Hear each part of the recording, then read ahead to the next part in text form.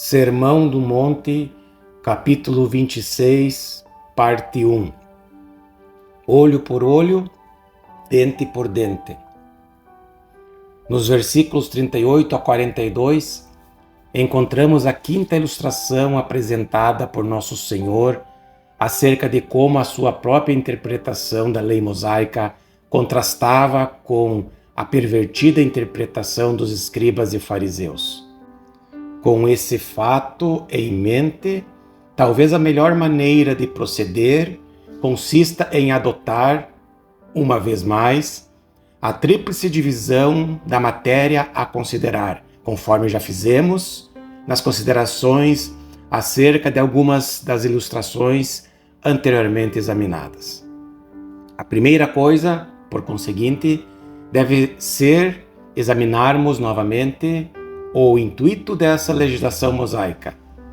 A declaração do Velho Testamento, olho por olho, dente por dente, aparece nos trechos de Êxodo, capítulo 21, versículo 24, Levítico, capítulo 24, versículo 20 e Deuteronômio, capítulo 19, versículo 21.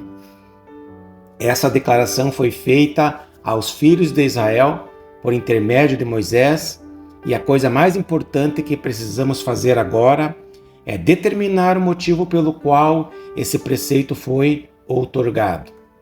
Idêntico princípio aplica-se nos casos do adultério e do divórcio, tanto quanto no caso dos juramentos.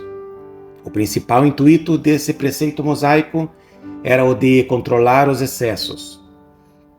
Nesse caso particular, tinha por fim controlar a ira, a violência e a vindita. Não há necessidade alguma de elaborarmos esse ponto, porque, infelizmente, todos estamos familiarizados com o mesmo. Todos nós temos tornado culpados desse pecado. Se qualquer malefício for feito contra nós, o revide faz parte do nosso instinto natural, e não só isso, mas também queremos acrescentar mais do que é justo nesse revide. Era isso que homens e mulheres faziam naqueles dias e é o que continuam fazendo até hoje. Basta uma pequena ofensa para que a pessoa ofendida procure tirar vingança, incluindo danos físicos ao ofensor, podendo até mesmo tirar-lhe a vida. Toda essa tendência para a ira e para a cólera, para a retribuição e para a retaliação, encontra-se no âmago mesmo da natureza humana. Não é apenas a natureza que se caracteriza pela lei das presas e garras sangrentas, mas a própria humanidade assim se caracteriza. Consideremos as crianças, por exemplo. Desde a mais tenra idade, as crianças manifestam esse impulso para a vingança. Esse é um dos mais odiosos e repelentes resultados da queda do homem e do pecado original. Ora, essa tendência estava se manifestando entre os filhos de Israel e há exemplos da mesma que nos são fornecidos nas páginas do Antigo Testamento. Portanto, a finalidade desse preceito mosaico foi o de controlar e reduzir esse pendor para a mais caótica condição, devolvendo certa ordem à sociedade dos homens.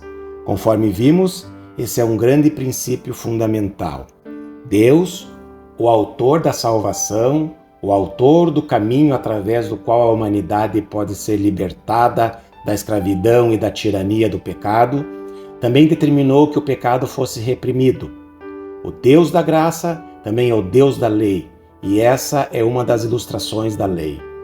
Deus não somente haverá de eliminar inteiramente o mal e o pecado, com todos os seus resultados, mas também, nesse interim, haverá de controlá-los e impor-lhes limites.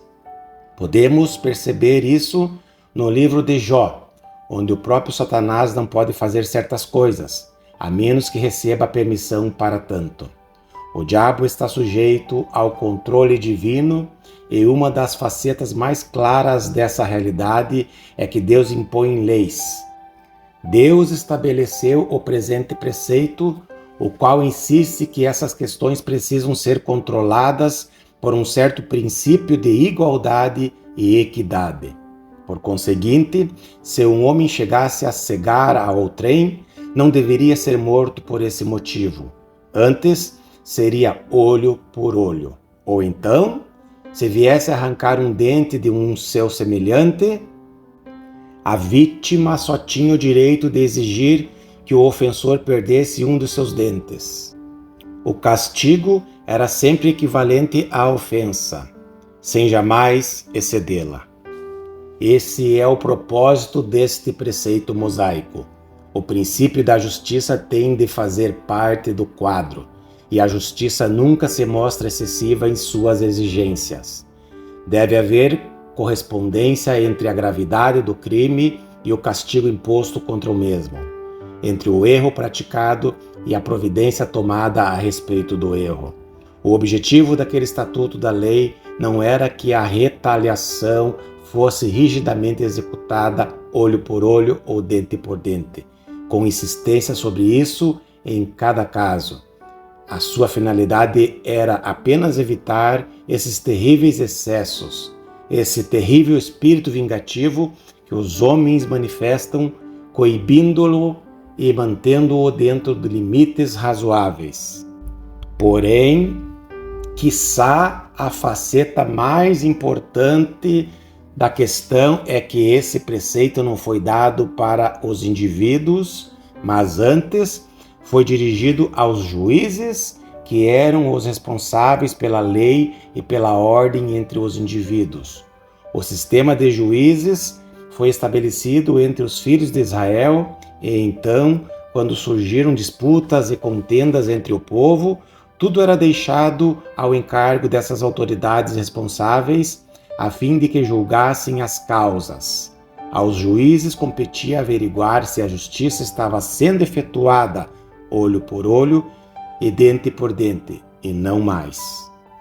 Essa porção da legislação mosaica, pois, visava aos juízes e não aos indivíduos em particular, tal e qual se vê também na maioria dos modernos códigos legais.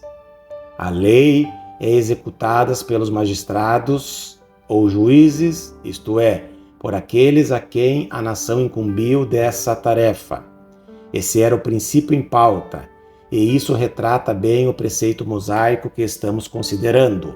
O seu principal objetivo era introduzir esse elemento de justiça e retidão em uma situação até então caótica, arrebatando dos homens a tendência de tomarem a lei em suas próprias mãos, agindo como melhor lhes parecesse.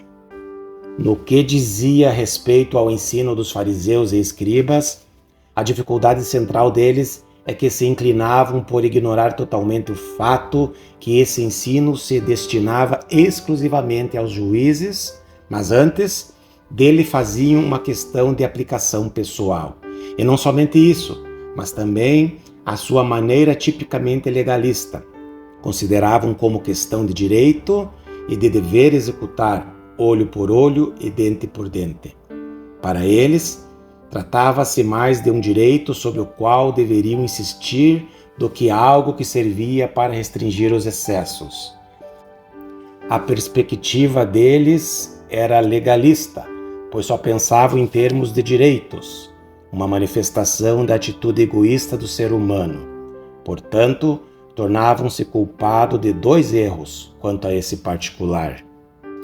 Transformavam uma injunção negativa em um mandamento positivo e, além disso, interpretavam-na e executavam-na eles mesmos, e ainda ensinavam outras pessoas a agirem em termos de direitos dessa maneira, ao invés de providenciarem para que a execução desse preceito fosse uma prerrogativa dos juízes, que eram os responsáveis pela lei e pela ordem.